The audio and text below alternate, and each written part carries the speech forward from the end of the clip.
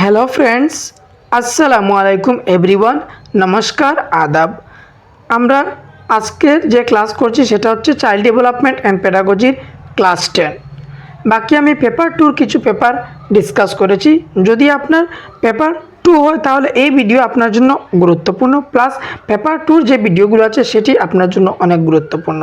আর যদি আপনার পেপার 1 হয় তাহলে পেপার 2 আপনার জন্য পেপার 2 যে ভিডিওগুলি থাকবে সেগুলি অনেক গুরুত্বপূর্ণ থাকবে, কারণ আপনার কনসেপ্টটা আরও ভালোভাবে তৈরি হবে। মানে যদি হায়ার লেভেলের কোয়েশন আসে তাও আপনি সলভ করতে পারবেন। যদি আপনি বাংলা পেডাগজি দেখতে চান তাহলে চ্যানেলের মধ্যে প্লেলিস্টের মধ্যে পেয়ে যাবেন।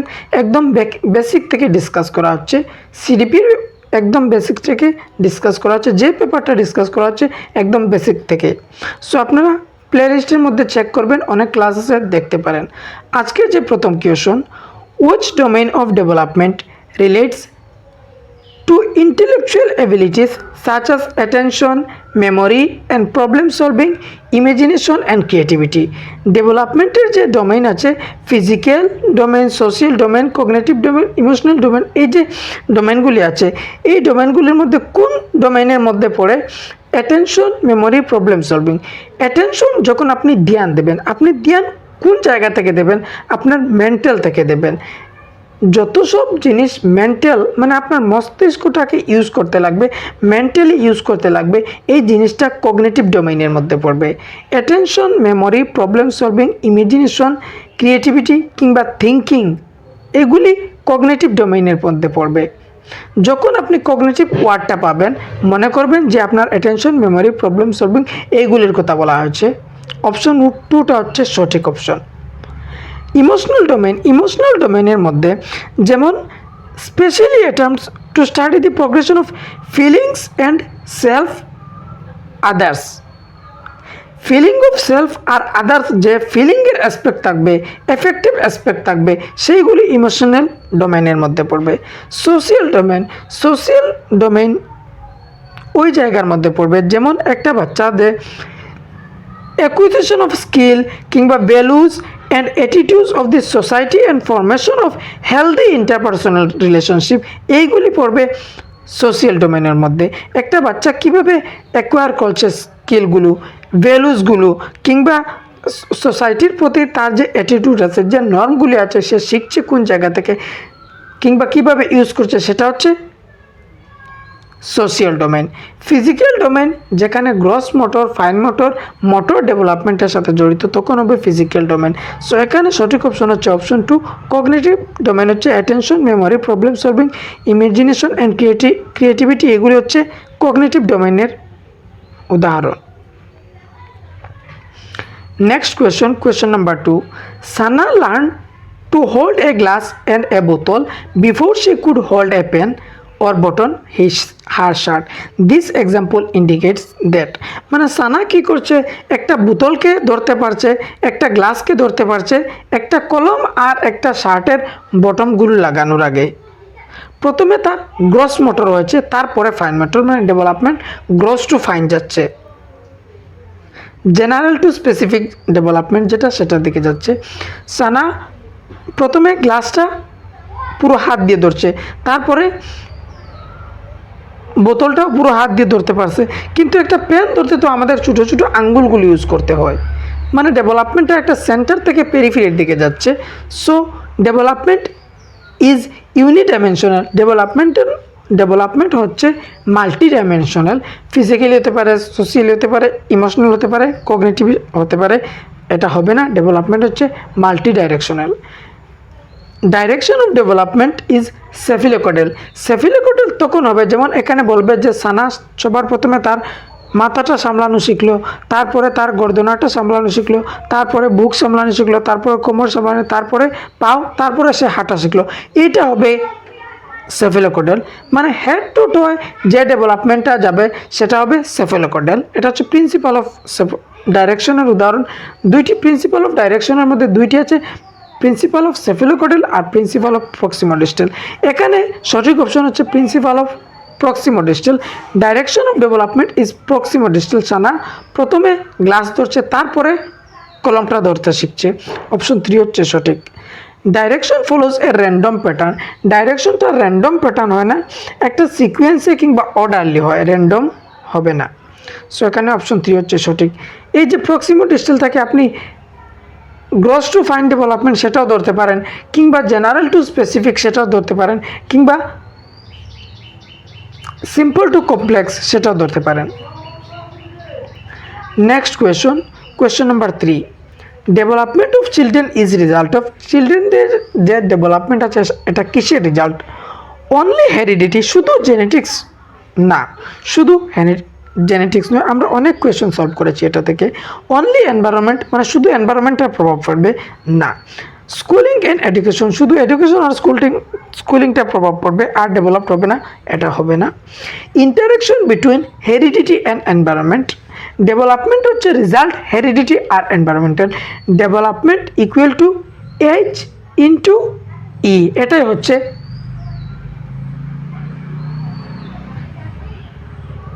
ডেভেলপমেন্ট হচ্ছে হেরিডিটি আর এনভায়রনমেন্টের রেজাল্ট। অপশন 4টা হচ্ছে সঠিক।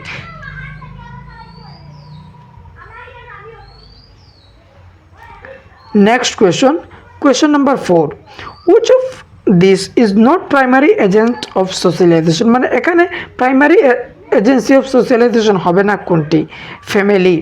এখানে যদি কোয়েশ্চন এভাবে থাকতো which of the primary agent of socialization, এখানে প্রাইমারি সোশ্যালাইজেশনের কোনটি আছে, আমরা শুধু ফ্যামিলিটা সিলেক্ট করতাম, কিন্তু এখানে দিচ্ছে মানে নট, মানে হবে না। ফ্যামিলিকে আমরা প্রাইমারির মধ্যে কাউন্ট করতে পারি, নেবারহুডকে আমরা সেকেন্ডারির মধ্যে কাউন্ট করি, কিন্তু কোয়েশনের প্রতি আমাদের যেতে হবে। নেবারহুডকে এখানে আমরা প্রাইমারি ধরে নিয়েছি কারণ আরও অপশন আছে, পিয়ারকেও আমরা প্রাইমারির মধ্যে কাউন্ট করে নিয়েছি, কিন্তু গভর্নমেন্টটাকে আমরা কখনো প্রাইমারির মধ্যে কাউন্ট করতে পারবো না। অপশন 4টা হচ্ছে সঠিক, যে গভর্নমেন্টটাকে আমরা সেকেন্ডারি সোশ্যালাইজেশন এজেন্সি ধরছি, কিন্তু এখানে একটা এক্সেপশন আছে। দেখবেন অনেক সময় যে কোনটি প্রাইমারি এজেন্সি অফ সোশ্যালাইজেশন, ফ্যামিলিটা হবে। সবার প্রথম যে আপনি প্রায়োরিটি ফ্যামিলিকে দেবেন, বাকি অপশনের উপর ডিপেন্ড করবে। যেভাবে এই অপশনের মধ্যে ছিল যে কোনটি আপনি প্রাইমারি এজেন্ট অফ সোশ্যালাইজেশন হবে না, এখানে গভর্নমেন্টের সেকেন্ডারি সোশ্যালাইজেশন হবে, তাই অপশন 4টা সিলেক্ট করলাম। Next question number 5, on the basis of children's responses to Heinz dilemma, যে কোহলবার্গের যে হাইন্স ডিলেমা দিয়েছেন, বাচ্চাদেরকে দুবিধা দিয়েছিলেন যে হাইন্স কেন চুরি করতে পারবে না, এইভাবে দিয়েছিলেন। Lawrence Kohlberg has propose specific development stage of moral development, social development, psychological development, personal development. এখানে তো আমরা বলেই দিলাম এখানে মরাল ডেভেলপমেন্টের থিওরি দিয়েছেন হাইন্স। যে দুবিধাগুলো রেখেছিলেন, যে অসুবিধা রেখেছিলেন, যে হাইন্স যদি চুরি করে তাহলে কি হবে, কিংবা যদি চুরি করে না তার রিজনটা কী থাকবে, এটা কিসের ডেভেলপমেন্টের থিওরি দিয়েছিলেন কোহলবার্গ? মরাল ডেভেলপমেন্ট, অপশন 1, বা মানে কোন দিকে যাবে, সঠিক পথ কোনটি, রিজন কোনটি থাকবে সেটার কথা বলছে। Next question number 6. 9 years old Leela classifies a collection of buttons according to their size. 9 বছরের লীলা সে ক্লাসিফাই করতে পারছে যে বটনস আছে, যে শার্টের বটন হতে পারে বা অন্য কিছু বটন হতে পারে বা কয়েন্স হতে পারে, এগুলি সে ক্লাসিফাই করতে পারছে। সে দেন combines all groups of button and redistributes them on the basis of wholes on them. According to Jean Piaget's theory, cognitive development Leela is in their stage of development. মানে লীলা classify করতে পারছে, তার মধ্যে কনজারভেশনের গুণটা চলে আসছে, অ্যাসেন্ডিং ডিসেন্ডিং এগুলি লাগাতে পারছে। কোন স্টেজের মধ্যে এইগুলি করতে পারে বাচ্চারা? জিন পিয়াজের মতে প্রি অপারেশনাল স্টেজের মধ্যে যদি সানা বা লীলা হতো তাহলে হতো না, মানে করতে পারতো না, এই জিনিসগুলি হবে না। ফর্মাল অপারেশনাল স্টেজের মধ্যে নয়, এই স্টেজ কনক্রিট অপারেশনাল স্টেজের মধ্যে আছে, যে কনজারভেশন, ফিরিয়েশন বা এইগুলি ডিসেন্ট্রেশন এগুলি আসে কনক্রিট অপারেশনাল স্টেজের মধ্যে। আর যদি বাচ্চা জিনিসগুলো করতে পারে না তখন হয়ে যাবে প্রি অপারেশনাল। কিন্তু বাচ্চা যখন জিনিসগুলো করতে পারছে, বুঝতে পারছে, পানি বরফ একটা রাস্তা দিয়ে যেতে পারছে, ঘুরে বাড়ির মধ্যে আসতে পারছে, এই ধরনের জিনিসগুলো যখন করতে পারবে তখন সেটা হবে কনক্রিট অপারেশনাল। আর ফর্মাল অপারেশনাল মধ্যে এইটা থাকে যে বাচ্চা লজিক্যালভাবে চিন্তা করতে পারে, তার মধ্যে অ্যাবস্ট্রাক্ট থিঙ্কিংগুলো এসে যায়, এই ধরনের কিংবা হাইপোথেটিক্যাল ডিডাকটিভ রিজনিং এইগুলি আসে। এটা হবে ফর্মাল অপারেশন। সেন্সরি মোটর বাচ্চা সেন্সেস দিয়ে শিখে, অবজেক্ট পারমানেন্স এইগুলি থাকে সেন্সরি মোটর স্টেজের মধ্যে। এখানে অপশন সঠিক হবে কনক্রিট অপারেশনাল স্টেজ, অপশন 2 যেটা অপশন 3 সেটা হচ্ছে সঠিক। Next question number 7, dash occurs when children transform their experience to fit into their existing scheme. existing scheme মানে যে স্কিমের মধ্যে তার জিনিসটা আছে সেটার মধ্যে অ্যাড করছে, এখানে জিনিসটা অ্যাড করা হচ্ছে। Assimilation, accommodation, centration, conservation. Conservation বাচ্চা যে জিনিসগুলো প্রি অপারেশনাল স্টেজের মধ্যে করতে পারে না, আর কনক্রিট অপারেশনাল স্টেজের মধ্যে জিনিসগুলো করতে পারে কনজারভেশন। সেন্ট্রেশন বাচ্চা যে কোনো জিনিস হোক তার একটা দিক ফোকাস করছে। যদি বাচ্চা একটা গ্লাস থেকে মানে শুধুই এই গ্লাস দিয়ে আমি জল খাবো আর কিছু করা যাবে না, গ্লাসটি আর কোনো কাজে লাগানো যাবে না, এই শুধু একটা কাজ করতে পারবে এই জিনিস দিয়ে, এই জিনিসটা হচ্ছে সেন্ট্রেশন। আমি বলতে পারি না গ্লাস দিয়ে আমি জল না খেয়ে কী করতে পারি, ফুলের মধ্যে পানি দিতে পারি, অন্য কিছু করতে পারি, গ্লাসের মধ্যে একটি ফুল লাগাতে পারি, এই ধরনের অন্য অ্যাসপেক্টটা দেখতে পারে না, শুধু একটা অ্যাসপেক্ট দেখে শুধু গ্লাস দিয়ে জল খাওয়া যায়, এটা হচ্ছে সেন্ট্রেশন। আর যদি বাচ্চা বুঝতে পারে যে গ্লাস দিয়ে জল খাওয়া যাবে, গ্লাস দিয়ে ফুলের মধ্যে পানি দেওয়া যাবে কিংবা গ্লাসের মধ্যে একটি ফুল লাগানো যাবে, এটা হবে ডিসেন্ট্রেশন। এই ডিসেন্ট্রেশনটা কনক্রিট অপারেশনাল স্টেজের মধ্যে আসে। এখানে যে সঠিক অপশন এটা হচ্ছে অ্যাসিমিলেশন। অ্যাসিমিলেশন মানে এখানে শুধু জাস্ট ইনফরমেশন অ্যাড করছে। যদি এখানে বলতো যে কিছু ম্যানিপুলেট করা হচ্ছে কিংবা অ্যাডজাস্ট করা হচ্ছে কিংবা মডিফাই করা হচ্ছে, তখন সেটা হতো অ্যাকোমোডেশন। অ্যাসিমিলেশন আর অ্যাকোমোডেশন যেমন একটা বাচ্চা বুঝে যে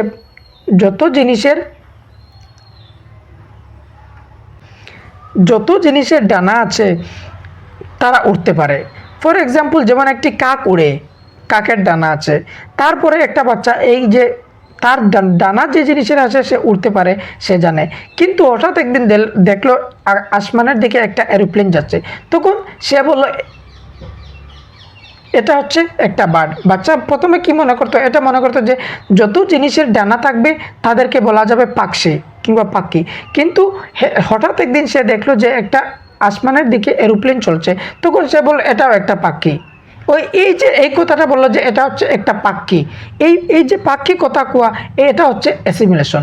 আর যখন তার সাথে কেউ থাকবে কিংবা যে কোনোভাবে সে মডিফাই করবে যে এটা তো পাখি নয়, যদিও এটা ডানা থাকে, এটা হচ্ছে এরোপ্লেন, তখন তার স্কিমার মধ্যে নতুন একটা স্কিমা তৈরি হবে, এটাকে বলা হবে accommodation.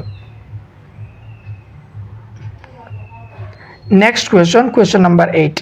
Lev-Vygotsky's theory of cognitive development is called dash theory as he argues that children's learning take place in the context. আচ্ছা, ল্যাব-ভাইগোস্কির থিওরির মধ্যে কোন জিনিস ইম্পর্টেন্ট কিংবা ল্যাব-ভাইগোস্কির থিওরিকে কি বলা যায়, মানে জিনিসটা আপনি আগে থেকে জানছেন যে ল্যাব-ভাইগোস্কির সোশিয়াল, কালচার, ল্যাঙ্গুয়েজ এইগুলি আমরা যখনই পাবো তখন ল্যাব-ভাইগোস্কির সঠিক অপশন হয়ে যাবে। ল্যাব-ভাইগোস্কি কগনিটিভ ডেভেলপমেন্ট দিয়েছেন, কিন্তু ওনার থিওরির নামটা হচ্ছে ল্যাব-ভাইগোস্কি সোশিয়াল কালচারাল অ্যাপ্রোচ, কিন্তু দিয়েছেন কগনিটিভ ডেভেলপমেন্ট, বাচ্চার মানসিক বিকাশটা কীভাবে হবে এর থিওরিটা দিয়েছেন, কীভাবে সোশিয়ালের সাথে ইন্টারাকশন করে ল্যাঙ্গুয়েজ থেকে এইভাবে তার কগনিটিভ ডেভেলপমেন্ট হবে। আর জিন পিয়াজের যে থিওরি দিয়েছেন সেটা হচ্ছে কগনিটিভ ডেভেলপমেন্ট, জিন পিয়াজেস কগনিটিভ ডেভেলপমেন্ট। জিন পিয়াজেও কগনিটিভের থিওরি দিয়েছেন আর ভাইগোস্কিও কগনিটিভের থিওরি দিয়েছেন, মানে কিভাবে বাচ্চার মানসিক বিকাশটা হবে, কিন্তু ওনার ভাইগোস্কির থিওরির নাম হচ্ছে ভাইগোস্কি সোশিও কালচারাল অ্যাপ্রোচ। তো অপশন সাইকোডাইনামিক, সাইকোসেক্সুয়াল, এটা নয়, সাইকোসেক্সুয়াল সিগমন্ড ফ্রয়েড দিয়েছেন, সাইকোডাইনামিক আই থিঙ্ক এটাও সিগমন্ড ফ্রয়েড দিয়েছেন, সোশিও কালচারাল অপশন 3টা হচ্ছে সঠিক। যখন সোসাইটি, কালচার, ল্যাঙ্গুয়েজ এই 3টা জিনিস দেখবেন তখন বুঝে যাবেন ভাইগোস্কির কথা বলা হচ্ছে, কিংবা পিয়ার কিংবা কোলাবোরেটিভ লার্নিং গ্রুপের কথা বলছে, তখন সাপোর্ট এগুলি ভাইগোস্কির সাথে যায়। Next question number 8.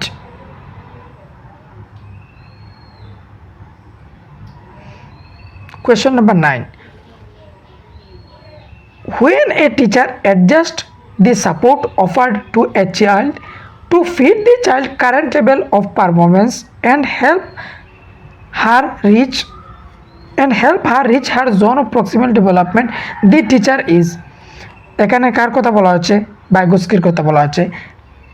বাচ্চার সম্ভাবনা আছে যদি সাপোর্ট দেওয়া হয় কারেন্ট লেভেল থেকে একটু উপরে যেতে পারবে। একটা সম্ভাবনা আছে যে একটা বাচ্চা এই ড্রয়িংটা করতে পারবে, কিন্তু তাকে একটা হিন্ট দেওয়া লাগবে। মানে একটা মানুষের ছবি বাচ্চা আঁকতে পারবে। এক্সাম্পল দিলাম আমি, এর আগে তো অনেক এক্সাম্পল দিয়েছি অনেক ধরনের এই স্ক্যাপফোল্ডিং থেকে। আজকে বলি আরেকটি এক্সাম্পল। যেমন একটা বাচ্চা ড্রয়িং করতে পারবে, একটা মানুষকে আঁকতে পারবে, তখন একটা সম্ভাবনা আছে, মানে সম্ভাবনা যেটা, এই সম্ভাবনাটার একটা বাচ্চা আঁকতে পারবে, এটা হচ্ছে সম্ভাবনা, এটা হচ্ছে জোন অফ প্রক্সিমাল ডেভেলপমেন্ট। এখন আঁকতে পারবে, আপনি বাচ্চাকে যদি এইভাবে বিন্দু বিন্দু বিন্দু বিন্দু দিয়ে মানুষের ছবি দিয়ে বলেন তুমি এইভাবে আঁকতে পারো, তাকে এক একটি স্টেপ দেখতে পারেন, কিংবা প্রথমে মাথা দিতে হবে স্টেপ 1, তারপরে তার হাত দিতে হবে স্টেপ 2, এইভাবে একটা হিন্ট দিয়ে দিলেন, এটা হচ্ছে স্ক্যাপফোল্ডিং। সাপোর্ট দিচ্ছেন, এই সাপোর্টটাকে কি বলা হচ্ছে? স্ক্যাপফোল্ডিং। অপশন 3টা হচ্ছে সঠিক। Next question number 10। In a progressive classroom, progressive এডুকেশনের কথা জন ডিওয়ে বলেছেন, যেখানে বাচ্চারা অ্যাক্টিভ থাকবে, যেভাবে ইনক্লুসিভ স্কুল থাকে, ইনক্লুসিভ স্কুলের মধ্যে যেরকম থাকবে ইনক্লুসিভ এডুকেশনের মধ্যে ঠিক ওইভাবে।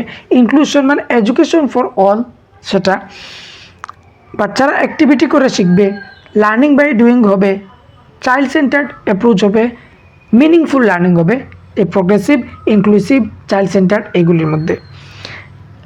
Teaching is textbook centric, teaching textbook centric হবে না, লার্নার সেন্ট্রিক হবে, এটা অপশন কেটে গেল।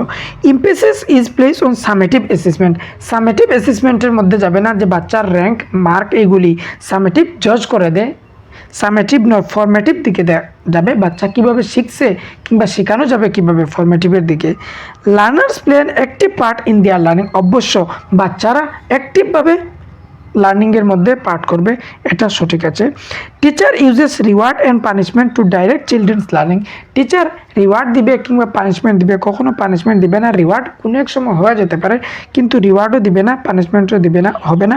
অপশন 3 হচ্ছে সঠিক, বাচ্চারা অ্যাক্টিভ থাকবে প্রগ্রেসিভ ক্লাসরুমের মধ্যে, কোনো না কোনো অ্যাক্টিভিটির মধ্যে থাকবে বাচ্চারা, বাচ্চাকে সেন্টারের মধ্যে নেওয়া হবে, সেন্টারের মধ্যে রাখা হবে। নেক্সট কোয়েশ্চন, এরপরে প্রগ্রেসিভ স্কুল কিংবা প্রগ্রেসিভ এডুকেশন, ইনক্লুসিভ এডুকেশনের মধ্যে teacher and student both active থাকবে। Next question number 11। Intelligent refers to ability to recognise and respond appropriate to the moods, temperaments and intentions of others, অন্যের feelings, অন্যের mood, অন্যের temperament যেটা আছে সেগুলি বুঝতে পারছেন, মানে অন্যের কথা বলা আছে। কোয়েশনের লাস্টে কি আছে? আদার্স। এটা কি? এটা হচ্ছে ইন্টারপার্সোনাল ইন্টেলিজেন্স, যেটা হাওয়ার্ড গার্ডনের কথা বলা হচ্ছে। গার্ডেনার বলেছেন যে একজন মানুষের, প্রত্যেক মানুষ ইউনিক থাকে, তার মধ্যে ডিফারেন্ট ইন্টেলিজেন্স থাকতে পারে। একজন মানুষকে আপনি যে কোনো একটি সিঙ্গেল এন্টিটি মনে করবে না ইন্টেলিজেন্সের, এটা হচ্ছে interpersonal intelligence. Feeling of others যখন আসবে, ইন্টারপার্সোনাল ফিলিং অফ ওন থাকবে, নিজের প্রতি আপনি দায়িত্বশীল, নিজের বিষয়ে চিন্তাশীল, তখন আসবে ইন্টারপার্সোনাল। স্পেশাল, যাদের স্থান নিয়ে, যারা মূর্তিকার, যারা স্পেশাল ডেকোরেটর, ইন্টেরিয়র ডেকোরেটর কিংবা আর্কিটেক্ট, তাদের স্পেশাল ইন্টেলিজেন্স হবে। যারা ডিজাইনটা ভালোভাবে জানেন, একটি বাচ্চা যদি কোয়েশনের মধ্যে এইভাবে থাকে অনেক সুন্দর ডিজাইন আঁকতে পারবে, তখন স্পেশাল ইন্টেলিজেন্স হবে। ঘরের জিনিসগুলো কোন জায়গার মধ্যে রাখলে ভালো হবে একটা বাচ্চা জানে, কিংবা আপনি জানেন ঘরের সোফাটা ডাইন সাইডে রাখলে ভালো হবে না বাম সাইডে রাখলে ভালো হবে, যদি বুঝেন কোন জায়গায় রাখলে ভালো হবে, সেটা হবে স্পেশাল ইন্টেলিজেন্স। স্থান নিয়ে, মানে জায়গা নিয়ে যাদের ইন্টেলিজেন্সটা বেস্ট থাকবে তাদের হবে স্পেশাল ইন্টেলিজেন্স। লজিক ও ম্যাথমেটিক্যাল, এটা সায়েন্টিস্টে যাদের তার্কিক জ্ঞানটা ভালো থাকবে, তর্ক করার জ্ঞান, লজিকটা ভালো থাকবে, তারা হবে লজিক ও ম্যাথমেটিক্যাল। সো এখানে অপশন 1টা হচ্ছে সঠিক, ফিলিং অফ আদার্স হচ্ছে interpersonal. Next question number 12। National education policy 2020 propose that, NEP 2020 কি প্রপোজ করেছে? যাই প্রপোজ করুক ভালো করবে, নেগেটিভ অপশন চুজ করবেন না। Children is in primary grade should be taught in home local language. অবশ্যই এনইপি এটা বলে যে আপনি বাচ্চাদেরকে কি করবেন, হোম ল্যাঙ্গুয়েজ, তাদের যে মাদার টাং আছে কিংবা লোকাল ল্যাঙ্গুয়েজ, এটা দিয়ে তাদেরকে ইনস্ট্রাকশনগুলো দিবেন, কিংবা যাই করেন হোম ল্যাঙ্গুয়েজটাকে ইম্পর্টেন্ট দিয়েছে, মাদার টাংকে। সঠিক আছে এটা।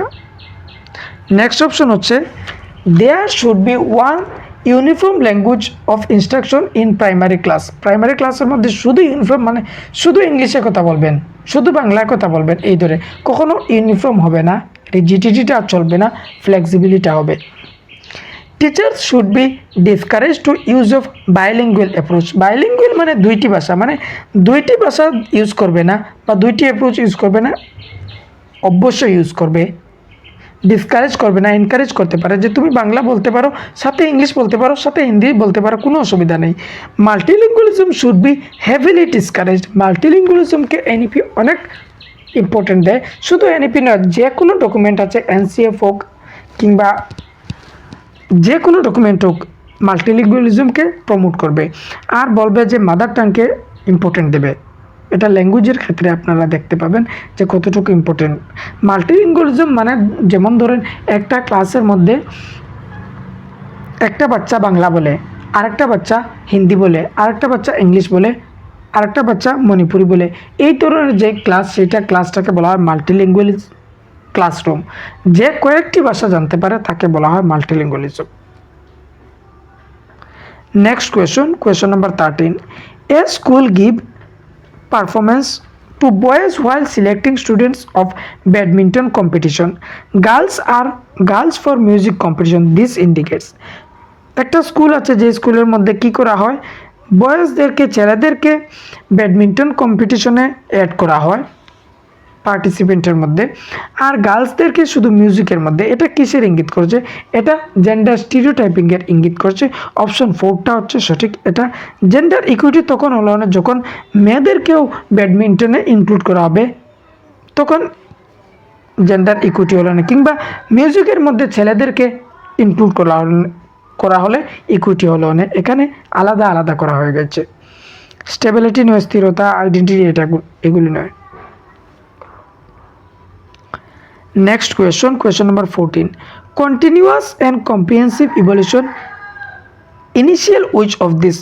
CCE এই টপিকটা অনেক ইম্পর্ট্যান্ট। আমি যে ম্যারাথন দিয়েছি, ম্যারাথনের মধ্যে এই টপিকটা ইনক্লুড করেছি। আর আমি যে বাংলা পেডাগজির ম্যারাথন ক্লাস দেব, এই বাংলা পেডাগজির ম্যারাথন ক্লাসের মধ্যে কমপ্লিট থিওরির ম্যারাথন ক্লাস দেব। সেই থিওরির মধ্যে আপনারা সিসি আরও ডিসকাস পেয়ে যাবেন। সিবিএসই এটা ইন্ট্রোডিউস করেছিল। প্রথমে মেজারমেন্ট করা হতো, মানে এর আগে আই থিঙ্ক এটা 2009-এর মধ্যে ইন্ট্রোডিউস করা হচ্ছে সিবিএসই। এর আগে বাচ্চাদেরকে মেজার করা হতো যে ফার্স্ট ডিভিশন, সেকেন্ড ডিভিশন, এইগুলো র্যাঙ্ক দিয়ে। কিন্তু 2009-এর মধ্যে সিবিএসই বললো যে শুধু র্যাঙ্ক নয়, আমরা বাচ্চার হলিস্টিকভাবে দেখব, কন্টিনিউয়াস কম্প্রিহেন্সিভ বাচ্চাকে পুরো বছর আমরা অ্যাসেস করব, পুরো বছর অবজার্ভ করব, তারপরে কম্প্রিহেন্সিভ তার স্পোর্টসের দিকে কীভাবে আছে, তার ক্লাসরুমের মধ্যে চলাফেরা কীভাবে আছে, তার প্রত্যেক অ্যাসপেক্টটা আমরা দেখব। এটা কন্টিনিউয়াস ইভলিউশনের মধ্যে। Planning on permanent and tools, parameters and tools of evolution. Parameters and tools মানে একটা অনেকটা জিনিস আপনি ইউজ করতে, मूल्यांकन के मानदंड और उपकरण के योजना बनाना, মানে একটা উপকরণ বানাবে না। টুলস অফ ইভলিউশন অনেক টুল আছে, পোর্টফোলিও আছে, অ্যানেকডোটাল রেকর্ড আছে, অনেক যে রেকর্ড আছে, অনেক টুল আছে। এই টুলগুলি থেকে আপনি ইউজ করবেন। শুধু যে বাচ্চা পেন আর পেপারের মধ্যে লিখে নিয়ে গেলে যেগুলি, সেই এটা শুধু টেস্ট করবেন না।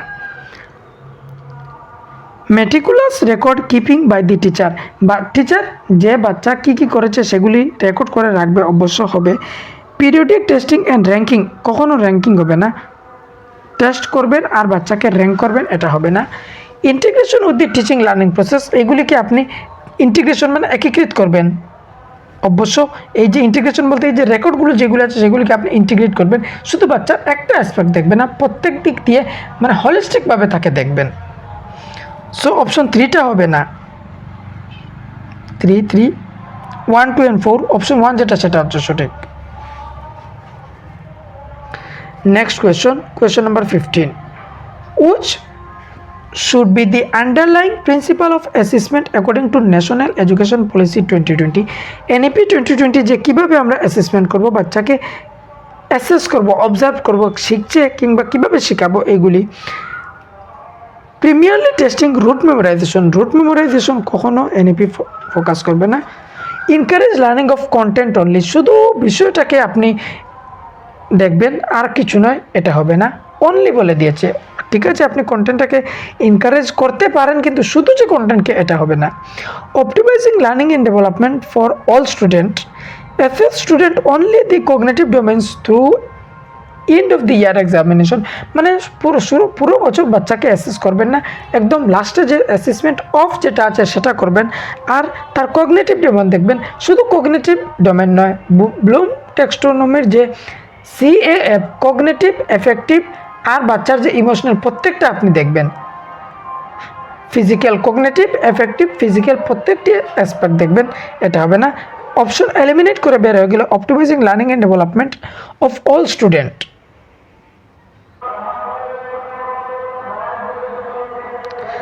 सभी विद्यार्थियों के लिए उनका सीखने और विकास का अनुकूलन करना, মানে প্রত্যেক বাচ্চারা যেন শিখতে পারে এটার কথা বলা হচ্ছে। অনুকূলন মানে অ্যাডাপ্টেশনটা ঠিকঠাক করে করবেন বাচ্চার নিড অনুসারে। অপশন 3টা হবে সঠিক। নেক্সট কোয়েশ্চন হচ্ছে question number 16, which of the following is the latest legislation passed by the Indian Parliament for people with disability? People যারা ডিসেবল আছে তাদের জন্য কোনটি একটি ল পাস করেছে, সেটার নামটা কি? ন্যাশনাল এডুকেশন পলিসি, এটা তো ডিসেবিলিটির জন্য নয়। Person with disabilities equal opportunities protection of right and full participation act, হ্যাঁ এই একটা বার করেছে যে এখানে 21টা ডিসেবিলিটি আছে, আর যাদের যেমন একটা 40% থাকবে তখন তাকে পুরোপুরি ডিসেবল বলা যাবে, যে কোনো একটা ক্ষেত্রে 40% থাকবে তখন তার জন্য রিল্যাক্সেশনটা হবে। সো অবশ্য অপশন 2 হচ্ছে সঠিক। Right of person with disability act, অবশ্যই এটা সঠিক। অপশন 3ও সঠিক লাগছে, অপশন 2ও সঠিক লাগছে, কিন্তু বেস্ট লাগছে অপশন 2, কারণ আর অফিসিয়াল আনসার কি অনুযায়ী অপশন 2, কারণ এখানের মধ্যে একদম এক্সপ্লেন করেছে কোয়েশ্চনটাকে, আনসারটাকে এক্সপ্লেন করেছে, যেখানে এক্সপ্লেন বেশি করে করা হবে সেটাকে আমাদের চুজ করতে হবে। Right to person with disability act অবশ্যই অ্যাক্টের নাম, কিন্তু এখানে বেশি এক্সপ্লেনেশন করছে, তার জন্য অপশন 2টা হচ্ছে সঠিক। কারণ প্রত্যেক বাচ্চারা মানে ইকুয়াল অপরচুনিটিস, প্রত্যেক বাচ্চা অপরচুনিটিস পায়, protection of right and full participation, বাচ্চারাও মানে যারা ডিসেবলড আছে তারাও যেন পার্টিসিপেট করতে পারে, সেটা অপশন 2 হচ্ছে সঠিক option. Next question number 17, which of the following statement accurately describe the spirit of inclusion in a primary classroom? Inclusion মানে এডুকেশন ফর অল, যেভাবে ইনক্লুসিভ, চাইল্ড সেন্টার্ড অ্যাপ্রোচ, এইগুলি থাকবে। অ্যাক্টিভ, বাচ্চা অ্যাক্টিভ থাকবে এই কোয়েশনের মধ্যে।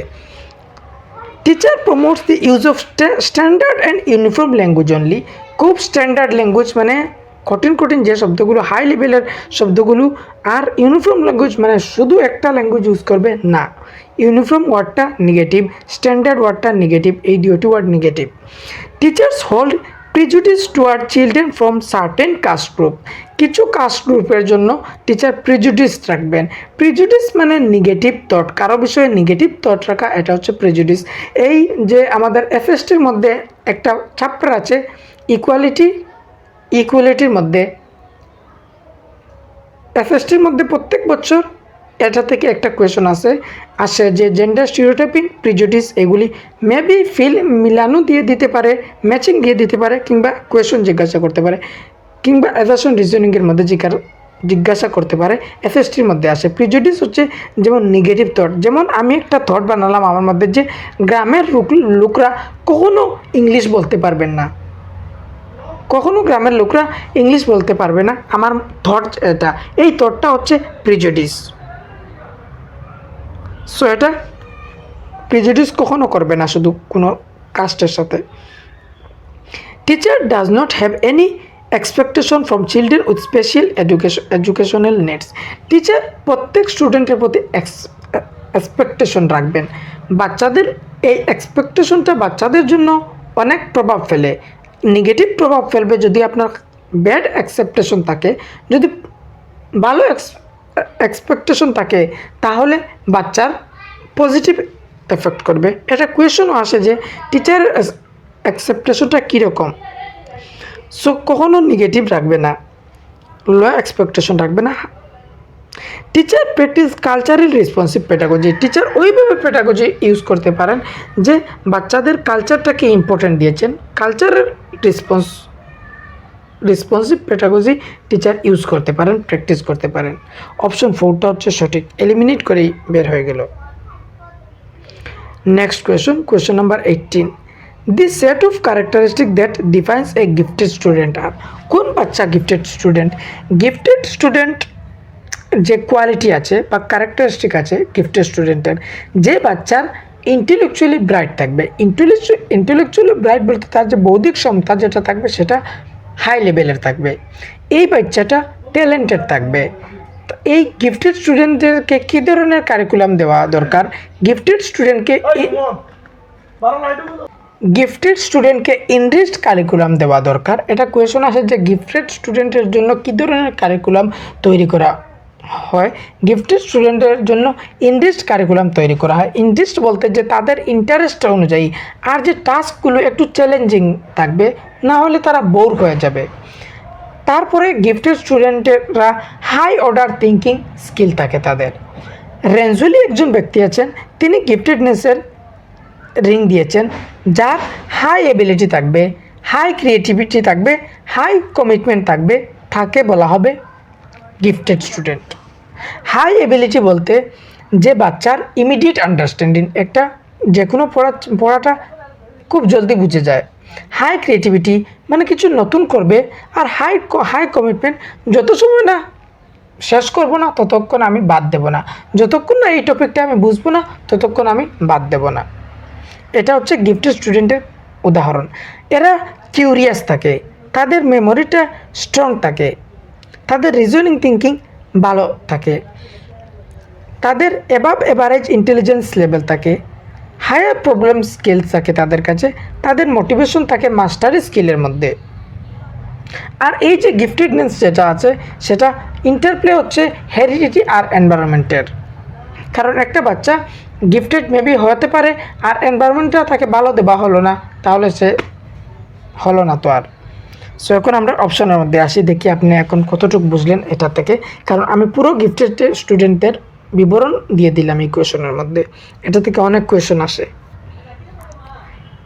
লার্নার্স র্যাপিড অ্যান্ড রিটেন্স, অবশ্য তারা অনেক জলদি শিখে নেয়। ইজ অ্যালার্ট, নিলি অবস্টেন্ট অ্যান্ড রেসপন্ড কুইকলি, জলদি তারা রেসপন্স করে দেয়, কুইকলি অবশ্য হবে। পারফর্মস বেটার উইথ অ্যাক্সিলারেশন, যেমন গিফটেড কোনো একটা বাচ্চা 1-এর মধ্যে পড়ে কিন্তু সে 2-র পড়াগুলোও পারে, তখন আপনি তাকে কি করবেন? 3-র মধ্যে নিয়ে, মানে 2টা রেখে তাকে 3-কে জাম্প করিয়ে দিলেন, এটাকে বলা হয় অ্যাক্সিলারেশন। সো এখানে অপশন 1, 2, 3 তিনটি ঠিক আছে, অপশন 3টা হচ্ছে সঠিক। নেক্সট কোয়েশন হচ্ছে question number 19, which of the following is not an effective pedagogical strategy for inclusion of students with severe visual impairment. একটা যে বাচ্চার চোখের যে সমস্যা আছে, দেখতে যে সমস্যা হচ্ছে, তার জন্য কোনটি ইফেক্টিভ হবে না, মানে কোনটি ভালো হবে না? স্পিকিং ক্লিয়ারলি অ্যান্ড এক্সপ্লিসিটলি, যা কিছু আপনি বলছেন সেগুলি আপনি ক্লিয়ারভাবে বলবেন, ক্লিয়ারলি, যাতে বাচ্চা শুনতে পারে, বুঝতে পারে, অবশ্যই এটা হতে পারে। 3 ডাইমেনশনাল ম্যাপস অ্যান্ড চার্টস, আপনি 3D ম্যাপস আর ইউজ করতে পারেন, সে ফিল করতে পারবে দেখে দেখে। Felt books and felt boards, যে জিনিসটাকে ফেল্ট করা যায় মানে ফিল করতে পারে বাচ্চা, এই ধরনের বুকটা দেন অবশ্য। Use of computers to give visual presentation, যদি সে তার দেখতে অসুবিধা আছে তখন তো আপনি তাকে ভিজুয়াল প্রেজেন্টেশনগুলো দিবেন না, কম্পিউটার দেবেন না। অপশন 4টা হচ্ছে সঠিক, নট বলেছিল, সঠিক অপশন হচ্ছে option 4। Next question number 20, assertion and reasoning. Teachers should provide diverse learning opportunities to facilitate meaningful learning for all children. অবশ্য টিচার এইভাবে ফ্যাসিলিটেট করবেন, ডাইভার্স মানে অনেক ধরনের লার্নিং ম্যাটেরিয়াল চুজ করতে পারেন, বাচ্চাদেরকে অপরচুনিটিস দিতে পারেন অনেক ম্যাটেরিয়াল দিয়ে, 3D ম্যাপ কিংবা ফ্লো চার্ট, এই ধরনের অনেক লার্নিং ম্যাটেরিয়ালগুলো দিতে পারেন মিনিংফুল লার্নিং করার জন্য। অবশ্য all children have the potential to learn, মানে প্রত্যেকের যে পটেন্সিয়াল ক্ষমতা আছে, অ্যাবিলিটি আছে যে শেখার প্রত্যেক স্টুডেন্ট, সেটাই তো হচ্ছে inclusive education. All children have the potential to learn. सभी बच्चे में सीखने की क्षमता होते हैं, প্রত্যেক বাচ্চার শেখার ক্ষমতা বা ক্ষমতা এটা থাকে, অবশ্য থাকে। এখানে দুটি সঠিক হচ্ছে, আরেকটির কথা ব্যাখ্যা করছে। অপশন 1টা হচ্ছে সঠিক, both A and R2 R is the correct explanation of A. So next question হচ্ছে question number 21. A student with external locus of control would attribute his or failure of the examination to. External locus of control মানে তার locus of কন্ট্রোলটা বারের দিকে। Intrinsic motivation আর extrinsic motivation, internal মোটিভেশনের মধ্যে locus of control থাকবে internal, রিজনটা ভিতরে থাকবে, আর এক্সট্রিনসিক মোটিভেশনের মধ্যে লকাস অফ কন্ট্রোল থাকবে বাইরের দিকে। সো এখানে মানে বারের দিক দিয়ে আমাদের খোঁজা দরকার কোনটি, যে একটা স্টুডেন্ট ফেল করছে লকাস অফ কন্ট্রোল বারের দিক দিয়ে খেয়াল করছে, মানে রিজনটা বাড়া দিয়েছে, সেটা ল্যাক অফ অ্যাবিলিটি। এটা একটা বাচ্চা নিজেকে বলতে পারে ল্যাক অফ, মানে আমার এত ভালো আমি এফোর্ট করলাম না, তার জন্য আমি এক্সামটার মধ্যে ফেল করলাম, অবশ্যই। ল্যাক অফ প্রিপারেশন, আমার প্রিপারেশনটা ভালো ছিল না, মানে এটা আমি নিজেরকে দোষ দিচ্ছি। ল্যাক অফ অ্যাবিলিটি, আমার অ্যাবিলিটি নাই, আমি শিখতে পারবো না এইটা বলে, মানে রিজনটা আমার মধ্যে রাখছি, তখন তো ইন্ট্রিনসিক হবে। এখানে ইন্ট্রিনসিক, লকাস অফ কন্ট্রোল ইন্টারনাল থাকবে। ল্যাক অফ প্রিপারেশন, আমার প্রিপারেশনটা এত ভালো হয়েছিল না তাই আমি ফেল করেছি, এটারও লকাস অফ কন্ট্রোল থাকবে ইন্টারনাল। ফল্টি অ্যাটিটিউড, আমার অ্যাটিটিউডটা ভালো ছিল না, মেবি আমার অ্যাটিটিউড ছিল আমি পাস করে যাব, এইভাবে একটা জিনিস অ্যাটিটিউড থাকতে পারে, এটা হবে না, এটা ইন্টারনাল থাকবে। ব্যাড লাক, এই যে আমার কিসমতটা খারাপ ছিল তাই আমি ফেল করেছি, এই ছেলেটা হচ্ছে কি বা এই মেয়েটা হচ্ছে মানে কিসমতের দোষ দিচ্ছে, রিজনটা বার হয়ে গেছে, সেটা হচ্ছে bad luck. Option 4 locus of control external, it is called extrinsic motivation. Next question number 22. Which of the following should be kept in mind while creating an effective environment in a progressive classroom? Progressive ক্লাসরুমের মধ্যে আপনি effective environment, একটা ভালো environment, ভালো একটা পরিবেশ, একটা conducive environment তৈরি করতে চাচ্ছেন, তখন আপনার মাইন্ডের মধ্যে কী রাখা উচিত? Method of arranging the material encourage exploration, বাচ্চারা এক্সপ্লোরেশন করতে পারবে, এইভাবে আপনি মেথডটা ইউজ করবেন। অবশ্য ways of supporting two risk tasking, বাচ্চাদের জন্য যে রিস্ক চ্যালেঞ্জিং টাস্কগুলোর মধ্যে থাকবে সেইগুলোর মধ্যে সাপোর্ট করা অবশ্য হবে। Putting students of some ability in one group, some ability, এখানে সাম নয়, আই থিঙ্ক এখানে সেম হবে, same ability in one group, মানে প্রত্যেক ধরনের যে সেম অ্যাবিলিটির বাচ্চা আছে এক গ্রুপের মধ্যে অ্যাড করাবেন, এভাবে কখনো করাবেন না। গ্রুপ যেটা থাকবে সেটা মিক্সিং থাকবে, মানে বাচ্চার আইকিউ হোক কিংবা ডিফারেন্ট ক্ষেত্রে হোক, মিক্সিং গ্রুপটা থাকবে, হেট্রোজিনিয়াস গ্রুপ থাকবে, হোমোজিনিয়াস নয়, এখানে হোমোজিনিয়াসের কথা বলা আছে। ভেরিয়েড মেথড অফ অ্যাসেসমেন্টের মেথড বিভিন্ন ধরনের হতে পারে, বিভিন্ন টেকনিক ইউজ করতে পারেন, বিভিন্ন টুল ইউজ করতে পারেন, অবশ্যই হতে পারে। 1, 2 and 4 হবে, 1, 2 and 4 হচ্ছে অপশন 3 মধ্যে। Next question number 23. Which of the following is a cooperative learning strategy? Cooperative একজন আরেকজনের শিখতে কোনটার মধ্যে? শেপিংয়ের মধ্যে কোঅপারেটিভ হয় না। সিরিজের মধ্যে লাগা আছে না, এখানে কিছু কোঅপারেটিভ। সোশিয়াল আইসোলেশন নয়, সোশিয়াল ইন্টারাকশন হলে ভালো হতো। রেসিপ্রোকাল কোয়েশনিং, আপনি আমাকে কোয়েশন করছেন, আমি আপনাকে কোয়েশন করছি, এই ধরনের যেটা সেটা হচ্ছে রেসিপ্রোকাল। সো অপশন 4টার মধ্যে কোঅপারেটিভ লার্নিং হচ্ছে। Next question number 24. Mohan provides student with containers of different capacities to help them learn to the concept of volume.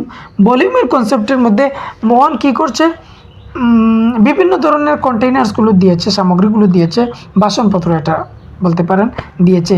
Farha ask student to brainstorm on possibilities of making wash disposal mechanical task to so that people do not have this manual task. আর শ্বেতা কী করছে? বাচ্চাদেরকে brainstorm করাচ্ছে, মানে বাচ্চার মস্তিষ্কের মধ্যে জোর দেওয়াচ্ছে, আইডিয়াস লাগানোর চেষ্টা করেছে। আর মোহন তার ক্লাসের মধ্যে কন্টেইনার ইউজ করেছে, মানে ক্লাসটা অ্যাক্টিভ আছে। এই ক্লাসটা both the teacher are employing in their classroom. ক্লাসটা কী ধরনের ক্লাসরুম আছে? বিহেভিয়ারিজম, এখানে বিহেভিয়ারিজমের ক্লাসরুম, এখানে অ্যাক্টিভ ক্লাসরুম আছে। কনস্ট্রাকটিভিজম অ্যাপ্রোচ চলছে ক্লাসের মধ্যে। অপশন 2টা হচ্ছে সঠিক। কনস্ট্রাকটিভিজম যে ক্লাসটা অ্যাক্টিভ থাকবে, যেখানে বাচ্চারা সেন্টারের মধ্যে থাকবে, টিচার স্টুডেন্ট বোথ অ্যাক্টিভ থাকবে, যেটা মনে করেন যে ইনক্লুসিভ এডুকেশনের মধ্যে হবে সেটা এখানে হবে, মানে বাচ্চা অ্যাক্টিভ থাকবে, সেন্টার থাকবে। Next question number 25. Apart from academic learning, it is important to focus on the socio-emotional needs of the students in educational setup. যখন আপনি যে এডুকেশনাল সেট আপ করবেন তখন বাচ্চার সোশিয়াল ইমোশনাল নিডগুলো আপনি খেয়াল রাখবেন, ক্যাটার করবেন, অবশ্য করবেন। Emotion play a significant role in cognition. ইমোশনটা আমাদের কগনিশনের মধ্যে অনেকভাবে প্রভাব ফেলে। সো দুটি জিনিস ঠিক একটি আরেকটির ব্যাখ্যাও করছে, কারণ উপরের মধ্যে ইমোশনের কথা বলেছে, নিচে ইমোশনের মানে ব্যাখ্যা করছে। Both and R true, R is the correct explanation of option 1টা হচ্ছে সঠিক। Next question number 26. Understanding error made by children in academic work. Academic ওয়ার্কের মধ্যে বাচ্চারা যে ভুলগুলো করে সেটা কি? বাচ্চার ভুল কখনো খারাপ হবে না, বাচ্চার ভুল সবসময় ভালো থাকবে। বাচ্চারা কিভাবে চিন্তা করছে সেই বিষয়ে আপনি জানতে পারবেন। যদি আপনার নিজের পেডাগজির মধ্যে কিছু কমতি থাকে সেটিও আপনি ইমপ্রুভ করতে পারবেন, বাচ্চাকেও ইমপ্রুভ করতে পারবেন। If relevant merely in assessing students intellectual abilities, merely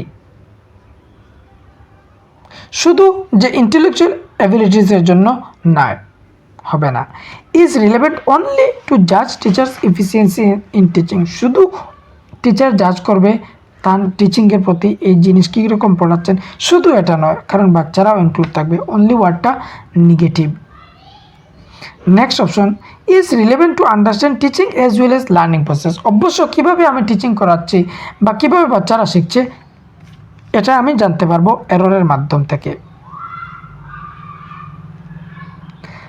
is not relevant, অবশ্য এটা রিলেভেন্ট থাকবে, এটা হবে না। অপশন 3টা হচ্ছে সঠিক option. Next question number 27. Critical thinking involves. Critical থিঙ্কিংয়ের মধ্যে কী কী ইনভলভ থাকবে? ক্রিটিক্যাল থিঙ্কিং যেখানে বাচ্চা শুধু যা বলছেন আপনি সেটা বলে দেবে এটা নয়, সে পজিটিভ নেগেটিভ তার মধ্যে অনেক ধরনের হায়ার অর্ডার থিঙ্কিং স্কিল লাগবে, সে তখন বলা যাবে ক্রিটিক্যাল থিঙ্কিং স্কিল। মেটাকগনিশন, একটা অবশ্য মেটাকগনিশন ক্রিটিক্যাল থিঙ্কিং স্কিলের মধ্যে হবে, যে আমি ভুল করেছিলাম, কেন ভুল করেছিলাম, কোথায় ভুল করেছিলাম, আপনি মানে চিন্তার উপর চিন্তা, কেন আমার মধ্যে এই চিন্তাটা আসলো, এই বিষয়ে চিন্তা করছেন, সেটা মেটাকগনিশন। অবশ্যই এটার মধ্যে ক্রিটিক্যাল থিঙ্কিং লাগবে, কারণ higher order thinking skill. Analysis, যেমন আপনি একটা সিটেটের আগের এক্সামের মধ্যে ফেল করেছেন, আপনি অ্যানালাইজ করেছেন যে আমি সিডিপির মধ্যে 24 পেয়েছিলাম, ম্যাথসের মধ্যে 20 পেয়েছিলাম, ইংলিশের মধ্যে 13 পেয়েছিলাম, কেন ইংলিশের মধ্যে 13 পেয়েছিলাম, এটা অ্যানালাইজ করছেন। কোন সাবজেক্টের মধ্যে কম পেয়েছিলেন সেটা অ্যানালাইজ করছেন, 13 পেয়েছেন ইংলিশ। রিফ্লেকশন, এখন আপনি রিফ্লেক্ট করছেন যে কেন আমি 13 পেয়েছিলাম, সেটার মধ্যে আপনার ক্রিটিক্যাল থিঙ্কিং লাগবে, যেগুলোর মধ্যে আপনি চিন্তা করতে লাগবে একটু হাই লেভেলের, সেটা হবে ক্রিটিক্যাল থিঙ্কিং। অপশন 1, 2, 3 তিনটি কারেক্ট, অপশন 1 হচ্ছে সঠিক। Next question number 28. Anita, a teacher of 4th grade, is facing a situation in her class where several students are reporting boredom in ongoing theme. In this scenario she should, অনিতার class চলছে, বাচ্চারা bore feel করছে, তখন অনিতার কী করা উচিত? Class 4 teacher হচ্ছেন Anita. Ignore the student and continuous teaching the same content. এই টপিকটা তিনি সেম পড়িয়ে যান, আর বাচ্চারা যে বোর ফিল করছে এটা ইগনোর করে দেবেন। কখনো বাচ্চাকে ইগনোর করা যাবে না, এটা হবে না। Punish the student and report this their প্যারেন্টসদেরকে রিপোর্ট করে দেবেন যে ক্লাসের মধ্যে বোর্ড দেওয়ার জন্য প্যারেন্টসকে এত জলদি ইনক্লুড করবে না। কোনো একটা অসুবিধায় সাথে সাথে প্যারেন্টসকে ইনফর্ম করে দেবে না। এই যে প্যারেন্টসদেরকে ইনফর্ম করা, এটা নেগেটিভ থাকে। Reflect on the content of lesson and method of teaching. অবশ্য আপনি যে কন্টেন্টটা পড়াচ্ছেন সেই দিক দিয়ে আপনি রিফ্লেক্ট করবেন যে এটাকে আমি আর কীভাবে ইন্টারেস্টিং করে পড়াতে পারবো, আর আপনার যে মেথড থাকবে সেই মেথডটা পরিবর্তন করবেন। অবশ্য এদিক দিয়ে আপনি রিফ্লেক্ট করবেন যে আমার মেথডের মধ্যে কোনো কমি আছে কি না। Assume that this student are not capable of learning. এই স্টুডেন্টরা যে ক্যাপেবল নয়, তারা শিখতে পারবে না, এটা হবে না। অপশন 3টা হচ্ছে সঠিক অপশন। আপনি নিজে রিফ্লেক্ট করবেন যে কেন বাচ্চারা এই বোর্ডমটা ফিল করছে। নিশ্চয়ই আমার ক্লাসেও বোরিং ফিল হতে পারে, আমার পিপিটিগুলো নেই কিংবা আমি স্ক্রিনের মধ্যে পড়াচ্ছি, তারপরে আপনি দেখতে পারছেন, মেবি দেখেছেন এই ভিডিওটা কিংবা আমার ক্লাসগুলো দেখেন, নিশ্চয়ই আপনার বাংলা ভাষাটা ভালো লাগে, তাই আপনি রেগুলার দেখে যাচ্ছেন। সো আমার ভিডিওগুলি দেখার জন্য আপনাদেরকে অনেক অনেক ধন্যবাদ। Next question number 29। What should a teacher tell her students to encourage them to be intrinsically motivated for task. যে কোনো একটা টাস্কের জন্য বাচ্চাদেরকে কীভাবে ইন্টেন্সিক্যালি মোটিভেট করবেন। ইন্টেন্সিক্যালি মোটিভেট মানে বাচ্চা সেলফ নিজে করে, সেই দিক দিয়ে রিজনটা নিজের মধ্যে থাকে, এটা হচ্ছে intrinsically. The students who finishes first will get 5 star. যে সবার প্রথমে কিছু একটা লিখা দিলেন, একটা ড্রয়িং দিলেন, আপনি তাকে প্রথমে শেষ করলো, তাকে আপনি 5 স্টার দিয়ে দিলেন, তখন সে ইন্টেন্সিক মোটিভেশন হবে না, তার রিজনটা বারের দিকে চলে যাবে। লকাস অফ কন্ট্রোল এক্সটার্নাল থাকবে, এক্সটেন্সিক মোটিভেশন হবে, এটা হবে না। Let me see who finish first, who is the smartest. বাচ্চাদেরকে বলবেন কে স্মার্ট, দেখি কে সবার আগে শেষ করে নেয়, তখনও ইন্টেন্সিক হবে না, তখন এক্সটার্নাল মোটিভেশন হবে, এক্সটেন্সিক মোটিভেশন হয়ে যাবে। মোটিভেশন 2 ধরনের, একটি হচ্ছে ইন্টেন্সিক মোটিভেশন আর আরেকটি হচ্ছে এক্সটেন্সিক মোটিভেশন। অপশন 3 হচ্ছে working on this is so interesting, let's see what all we can learn in this activity. অবশ্যই এটা ইন্টেন্সিক্যালি মোটিভেট হতে পারে। বাচ্চাদেরকে বলতে পারেন এই কাজটা অনেক ইন্টারেস্টিং, অনেক মজাদার, চলো দেখি আমরা এই অ্যাক্টিভিটিটা করে নেই। তখন বাচ্চাদের মধ্যে দেখি কিউরিয়াসিটি জাগবে তাদের মধ্যে যে অ্যাক্টিভিটিটা করব আমরা। অবশ্য অপশন 3 মধ্যে ইন্টেন্সিক লাগছে। Those who do not finish quickly will not go out play this game period. মানে গেম পিরিয়ডের মধ্যে তাদেরকে খেলতে দেওয়া হবে না, যদি ফিনিশ না করে, তাহলে তো তারা এক্সটেন্সিক মোটিভেশন হবে, রিজনটা তাদের বারে থাকবে, লকাস অফ কন্ট্রোলটা বারের দিকে থাকবে, এটা হবে না। नेक्स्ट क्वेश्चन नंबर 30 और last question. Pace of learning जो गति आछे, सीखने की गति है depend on solely on personal factor. शिकार गति जेटा शुधु पार्सोनल फैक्टर थाकबे, शुधु पार्सोनल फैक्टर थाकबे ना। पार्सोनल फैक्टर जेमन आपनी आपनार मध्य शिकार अनेक इच्छा आछे, अनेक आग्रही आछे, किन्तु आपनी कोनो एकजन टीचार पाচ্ছেন না, কীভাবে শিখবেন? মানে আপনার মধ্যে ইন্টারেস্ট আছে সিটেটের এক্সামটা দিবেন, কিন্তু আপনি একজন টিচার পাচ্ছেন না যে বাংলায় পড়ানোর জন্য, হবে না, এটা তো হবে না। মানে আপনার লার্নিংয়ের মধ্যে একটা কমতি আসতে পারবে, শুধু পার্সোনাল ফ্যাক্টর হবে না। Depend Solly on environmental factor শুধু হবে না যে একজন টিচার ভালো পেয়ে গেলেই হলো। পার্সোনাল ফ্যাক্টর যদি তা না, পার্সোনাল মানে নিজের জিনিসটা, সেটা মানে আমার ইচ্ছা থাকতে হবে। Depend on interaction of personal and environmental factor. অবশ্য আমার ইচ্ছা থাকতে হবে যে আমি সিটেটের এক্সাম দেবো, আমার পড়ার দিকে ইন্টারেস্ট থাকতে হবে। আর এনভায়রনমেন্টাল ফ্যাক্টর হবে যেমন আপনি একজন বাংলার টিচারের দরকার, অবশ্যই এটা হতে পারে। অপশন 3 সঠিক। Independent of both personal and environment, এটা ইন্ডিপেন্ডেন্ট হবে না, ডিপেন্ডেন্ট থাকবে। এখানে আমাদের কোয়েশন কমপ্লিট হয়ে গেল। সো ভিডিওটা আপনাদের কেমন লাগলো কমেন্টের মধ্যে জানাবেন। আর যদি ক্লাসটা ভালো লাগে তাহলে লাইক করবেন, আপনার যে বন্ধুবান্ধব আছে তাদেরকে ভিডিও শেয়ার করবেন। চ্যানেলের মধ্যে আপনারা সিডিপির কমপ্লিট থিওরি পেয়ে যাবেন, বাংলা ভাষায় ডিসকাস করা আছে। যদি আপনি বাংলার পেডাগজির ক্লাস চান তাহলে এই চ্যানেলের মধ্যে দেখতে পাবেন। যদি আপনি নতুন হন তাহলে চ্যানেলটি সাবস্ক্রাইব করতে পারেন। অবশ্য যদি আপনার ভালো লাগে তাহলে সাবস্ক্রাইব করবেন, কিংবা যদি ভালো লাগে না সাবস্ক্রাইব করবেন না, কারণ আমি এত বেশি বলি না যে সাবস্ক্রাইব করুন। যার ভালো লাগবে তারা সাবস্ক্রাইব করবে। যদি আপনার সাপোর্ট করার ইচ্ছে থাকে তাহলে নিশ্চয় করতে পারেন। এটাই একটা চ্যানেল যেখানে সিটেটের বাংলা ভাষায় সিডিপি ক্লাস করানো হচ্ছে, তাও অ্যাটলিস্ট পুরো কোর্স এক ধরনের আমাদের কমপ্লিট হয়েই যাচ্ছে। আমরা 10টা প্র্যাকটিস করলাম সেট, 10টা কোয়েশন একরকমের আপনারা সিটেটের জন্য তৈরি হয়ে গেছেন সিডিপির জন্য।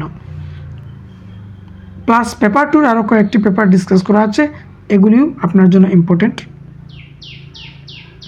সো ধন্যবাদ আপনাদেরকে।